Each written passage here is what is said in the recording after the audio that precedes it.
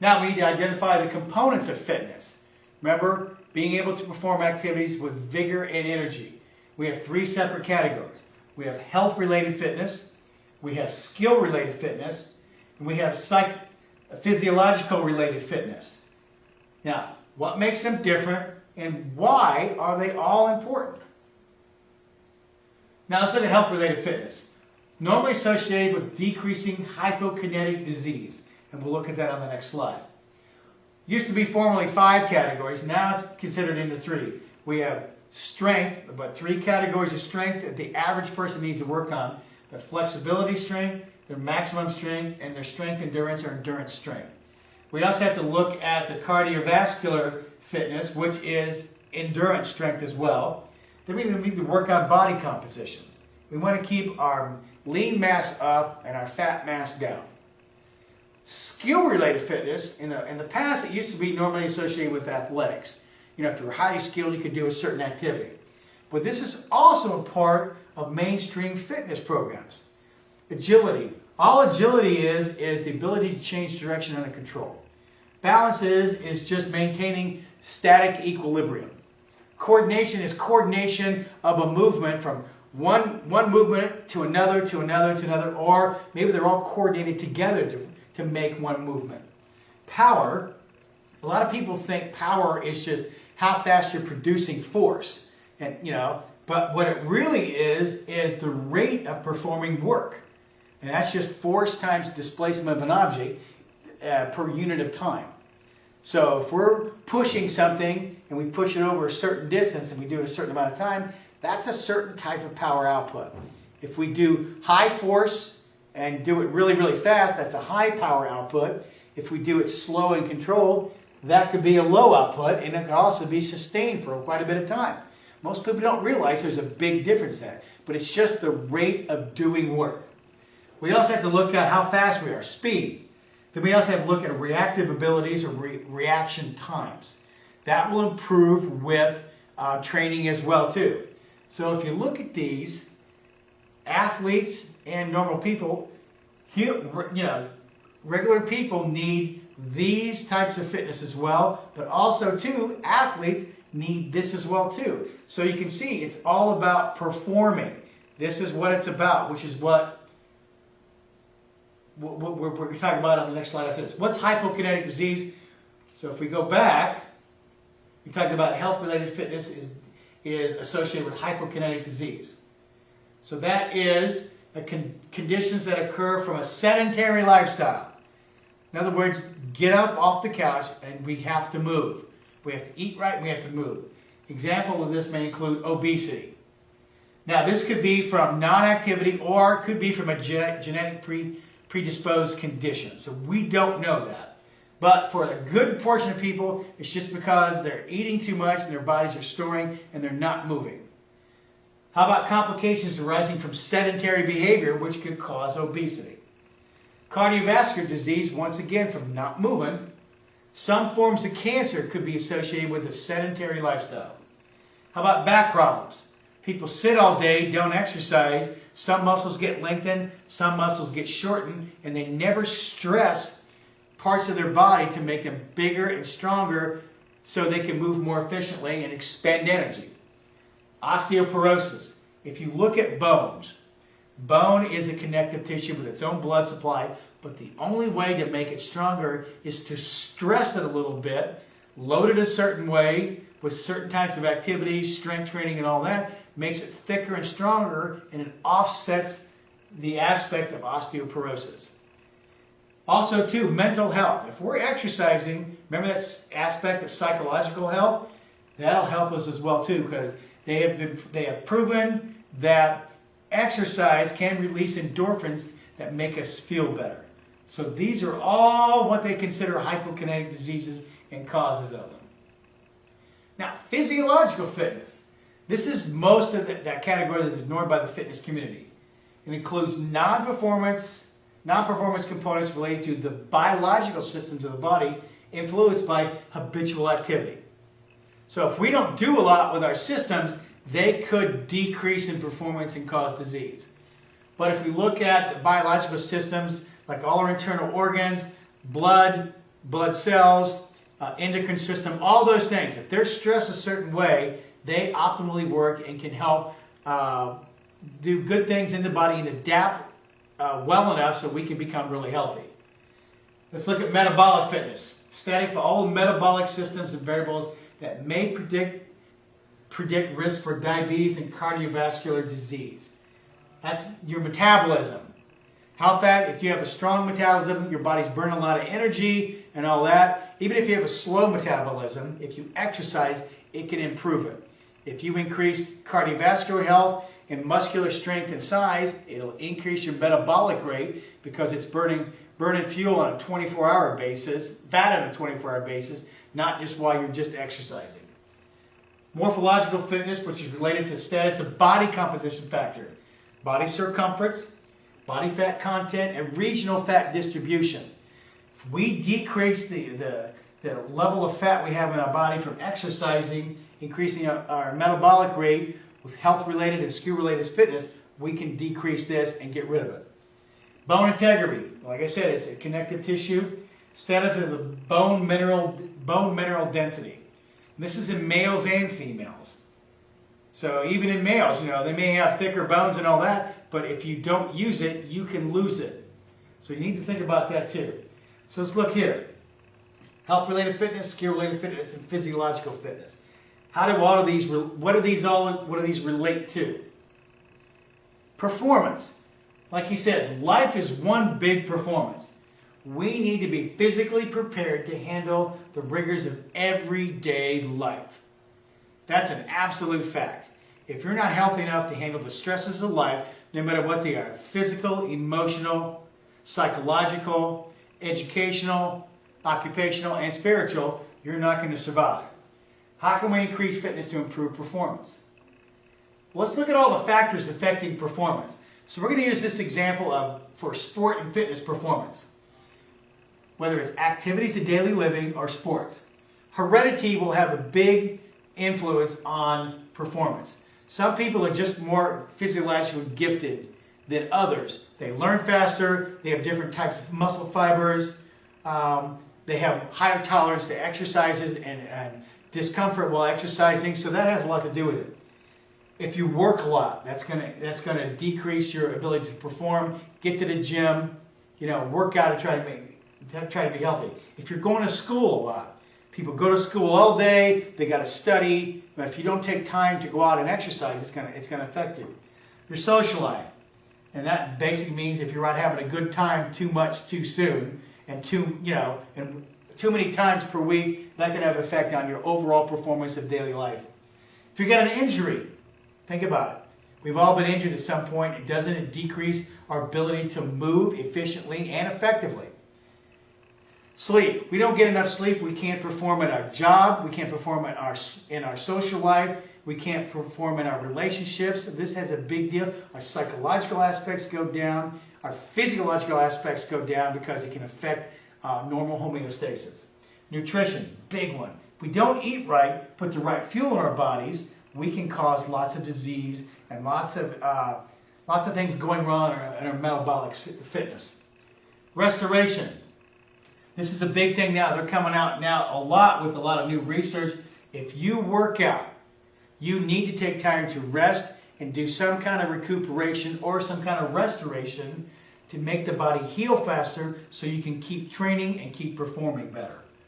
Your environment. If you're in a bad, stressful environment, that's going to affect your performance on everything and affect so many of these other things as well too. Your coach-athlete interaction. Whether it's you've got a personal trainer or you're by yourself and all that, or the people you work out with. Some people like to work out by themselves. Some people like a group to work out with. But if that's not optimal, it's going to affect your performance. Now training. Your performance on an everyday life or your sport activity. If you don't train properly, you can't perform at another level or optimal level or even maximum level. You can't do it. So we're going to focus a lot on this. So if we look at sports-related fitness or even life-related fitness, it's a combination of health-related and skill-related fitness, which affects our physiological-related fitness.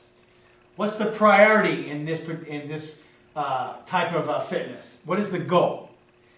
For sports, could be off-season, pre-season, in-season, or post-season. In life, are you trying to get more fit for your job, occupation, for personal activities, exercise protocols, aesthetics, or do you just want to be healthy so you can feel better about yourself every day and be able to perform? How about testing? We need to find out, where are you at?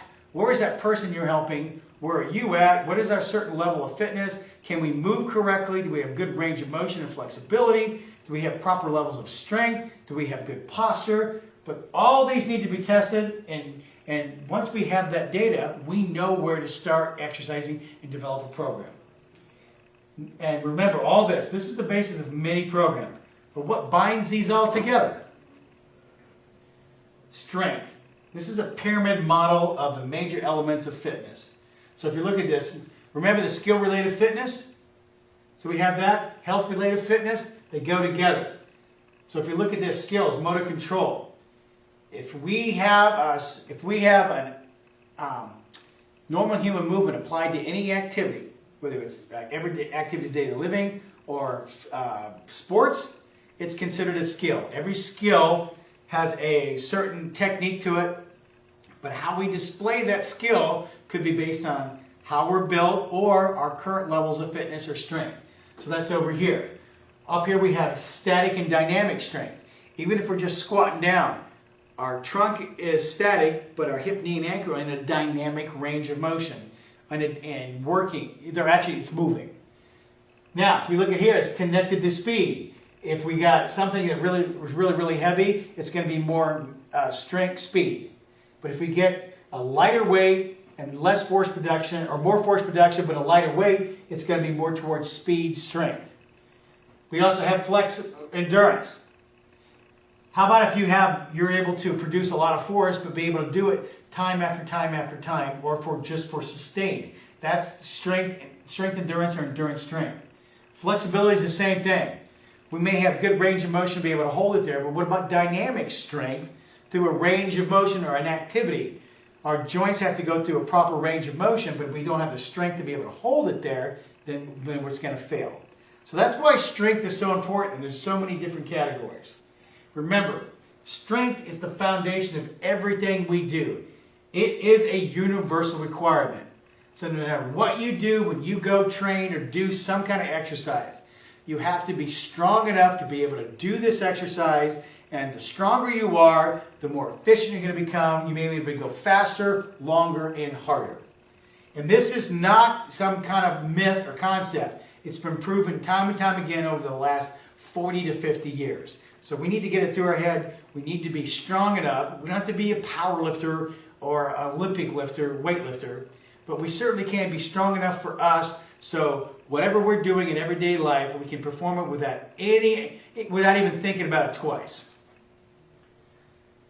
Now, strength is a very misunderstood concept. We need to find out what the definition of it is, what types of strength, which are multiple categories like we just saw. What's the methodology of training each category? What about the strength deficits? If you're trying to exercise, but if you have one muscle group that's directly in opposition with another, but one is stronger than the other, it could present problems. Whether it's front to back, side to side, all the muscles around the joint. If one side is stronger than the other, it's going to cause problems throughout the whole body. If your front side is stronger than your back side, that could cause a problem. One side versus the other. You see where I'm going here. We need balanced categories of strength and balanced strength of the whole body so we move efficiently depending on the activity we're doing. Now, research indicates that more than any other factor, strength prevents injuries. If we know how to do a movement correctly, the muscles are strong enough to be able to cause that movement. It will keep us from being injured because it's able to hold the body in the right position so we can perform that activity. And note, the type of strength and methodologies for training will be discussed in subsequent presentations. So we'll take a better look at this. Now, what is strength? The old definition is the ability to exert maximum force in like one rep. A more inclusive definition now, from like 1987, Kramer and Knudsen, Knudsen, it's the ability to exert force. And all force is anything that causes or tends to cause a change in motion. The ability to exert force at a specified velocity, fast or slow, and in a specified direction. Forward, backwards, up, down, side to side, rotationally and all that, or a combination of those. So you get the idea. Exert a force, certain speed in various directions. Now, activities of daily living require strength as much as sports performance. Just because somebody stays at home, male or female, even the activities they do around the house and all that still require certain levels of strength to perform that without any undue fatigue and getting injury. Going up and down stairs multiple times a day takes a certain amount of strength. Picking stuff up in the yard, moving furniture, all that kind of stuff. Think about it. We need to be strong enough to be able to do those things without undue fatigue and be able to do that without injury, without even thinking about it. And remember, activities of daily living is considered a performance. Who needs to strength train? The answer is easy. Everybody. Male, female, young, old, middle-aged, whomever. People all over the world. If they want to be healthy enough to be able to do those activities, they need to be strong enough to do it. Increasing strength levels improve quality and quantity of movement. It decreases the risk of injury and improves all categories of fitness. Just like there's all categories of strength, there's all categories of fitness as well too, and they all can be combined to improve performance and decrease injury. So what type of strength training do we need? We looked at this. This is from Stone and Sands. They made a star diagram versus the other one we saw. Because if we have good core strength here, if our trunk is really strong with what they call core, then our arms and legs move really efficiently. And we can do maximum strength. We can do skilled movements because we have the strength, we have the speed, the flexibility, and we have the endurance to do it. So you get the idea where we're going here. What type of strengthening for optimal health and fitness? We need to work each category. We can go heavy, moderate, light. We can go high, medium, or low volume. How much work are you actually doing? We can go fast, we can go slow, we can go medium speeds, but we need to build up to doing things more efficiently, at higher levels, higher volumes, and at higher intensities. Think about this. We can do body weight training, barbells, dumbbells, cables, machines. We can flip tires. We can swing kettlebells. We can do suspension system, med balls, you name it. If it adds resistance to a movement pattern, they can help us increase strength in all categories. The list is endless. It just has to be planned and implemented correctly.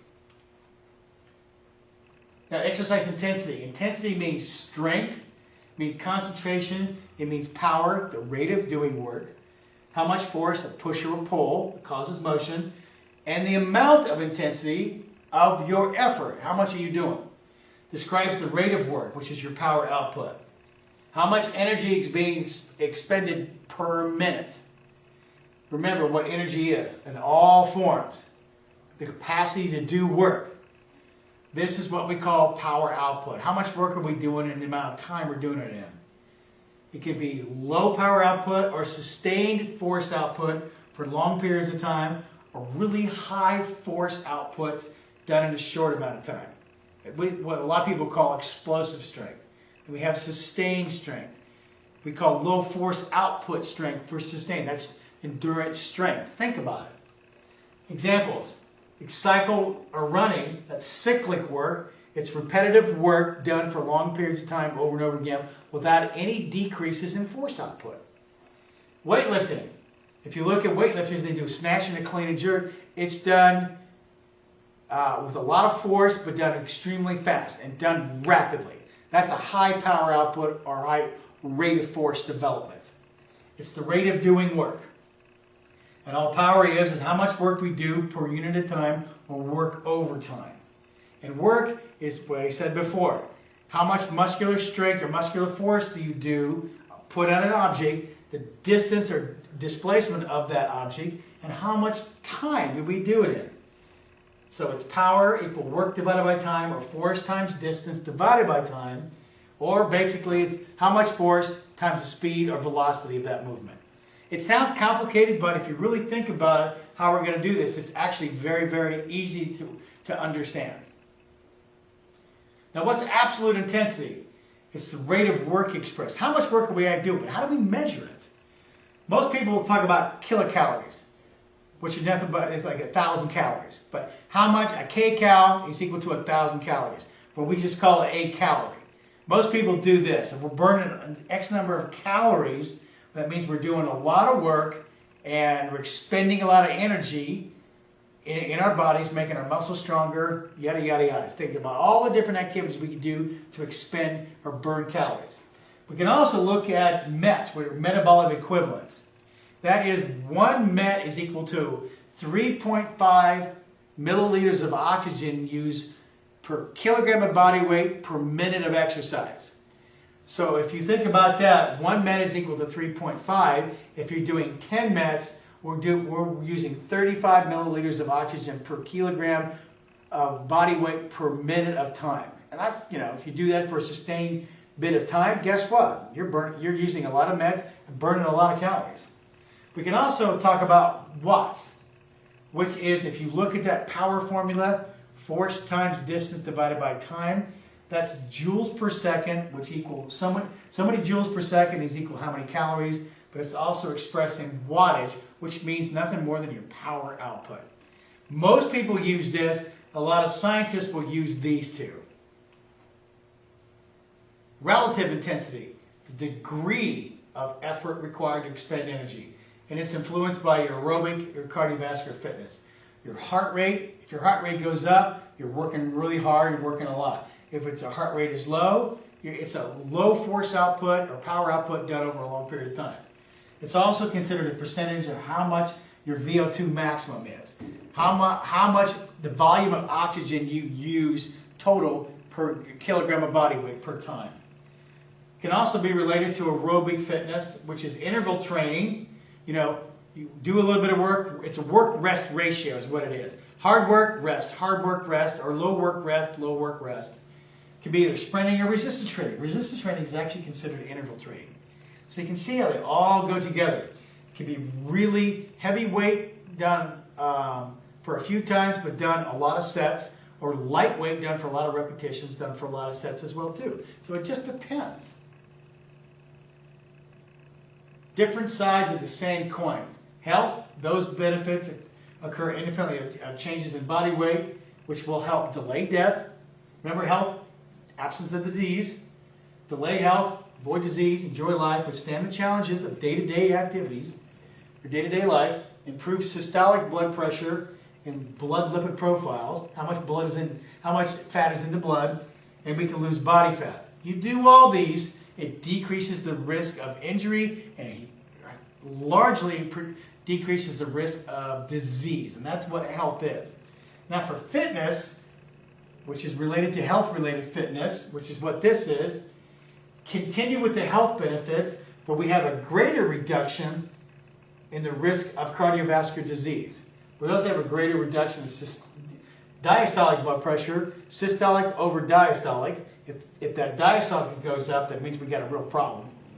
Enhanced glucose control, blood sugar levels. When the body breaks down carbohydrates, it turns it into glucose, which goes through, and that's what, if our body isn't able to take it into the muscle cells or any kind of tissue, and if we don't have the right compound to pull it in there, we could get high levels of blood glucose levels, and that could cause diabetes. We also have a greater increases in cardiorespiratory fitness, and also the development of components of all kinds of fitness. So you can see how these two go together, very much so.